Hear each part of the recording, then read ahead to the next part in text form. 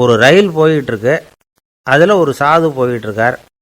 அந்த ரயில் அவர் ஹரித்வாரம் போயிட்டுருக்கார். அவர் ரயிலில் ஏகப்பட்ட கூட்டம் இந்த கூட்டத்துக்கு மத்தியில் அந்த சாதுவும் போயிட்டுருக்கிறார். உட்கார்றதுக்காக இருந்த இடத்துல ஒரு ஆள் படுத்துருக்கிறான். கொஞ்சம் முரட்டு ஆசாமி. அவன் கால் பக்கத்தில் கொஞ்சோண்டு இடம் பாக்கி இருந்தது. அந்த இடத்துல இந்த சாது உட்காந்துருந்தார். மெதுவாக உட்காந்துக்கிட்டார் போய். ஆனால் அந்த ஆள் ராத்திரி பூரா இவரை காலால் உதச்சிக்கிட்டே இருக்கிறான். அது இவருக்கு ரொம்ப அவமானமாக பட்டுது. அதனால் துக்கம் ஏற்பட்டுது. இருந்தாலும் அதை ஒரு மாதிரியாக சகிச்சுக்கிட்டே இவர் வந்து சேர்ந்தார். பொழுது விடிஞ்சுது. அந்த சாது ஹரித்வார் வந்து சேர்ந்தார். அங்கே ஒரு பெரிய ஞானியை சந்தித்தார். ராத்திரி ரயிலில் அந்த ஆள் உதைச்சதையும் அதனால் தனக்கு ஏற்பட்ட துக்கத்தையும் இந்த சாது அந்த ஞானிகிட்ட சொன்னார். சொல்லிவிட்டு, ஏன் சுவாமி, எனக்கு துக்கம் ஏற்பட்டதே அது தப்பா அப்படின்னு கேட்டார். தவறு தான்னார் அந்த ஞானி. உனக்கு இன்னமும் தேக அபிமானம் போகலைங்கிறது தான் அது காட்டுது. அஷ்டாவக்ரர் என்ன சொல்றார் தெரியுமா? உண்மையான ஞானி யாராவது தன்னை வந்தனை செய்தால் அதற்காக சந்தோஷப்பட மாட்டார், யாராவது நிந்தனை செய்தால் அதற்காக வருத்தப்பட மாட்டார் அப்படின்னு சொல்றார். நிந்தனைங்கிறது ஒரு ஒலி தான்.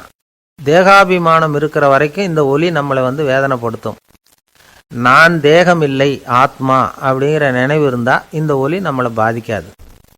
மனு என்ன சொல்றார் தெரியுமா? ஒரு சாதகன் பாராட்டுதலை விஷம்னு நினைச்சு பயப்படணும், அவமானத்தை அமிர்தம்னு நினைச்சு சந்தோஷப்படணுங்கிறார். அவமானப்பட்டா கவலைப்படாமல் எப்படி இருக்க முடியும் அப்படின்னு தான் நமக்கு தோணும். அதனால தான் நம்மளில் யாரும் இதுக்கு உதாரணமாக யாரையும் காட்ட முடியல.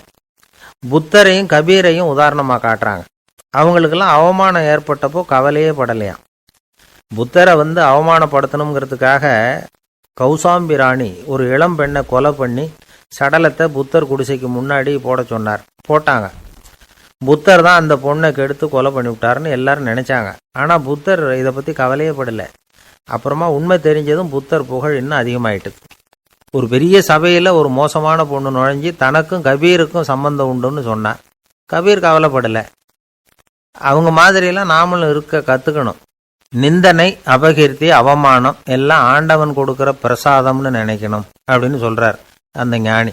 இதை கேட்ட இந்த காலத்து ஆசாமி ஒருத்தர், நான் கூட அப்படி தான் சார், யாராவது அவமானப்படுத்தினா கவலைப்பட மாட்டேன். நேற்று கூட ஒருத்தர் என்ன பலார்னு அரைஞ்சுட்டார், நான் கொஞ்சம் கூட கவலைப்படலை, பேசாமல் வந்துட்டேன்னார். ஏன் அப்படி வந்துட்டீங்க அப்படின்னு. அவர் அரைஞ்சதுலேயும் ஒரு அர்த்தம் இருந்தது, அதனால தான் அப்படி வந்துட்டேன்னார்.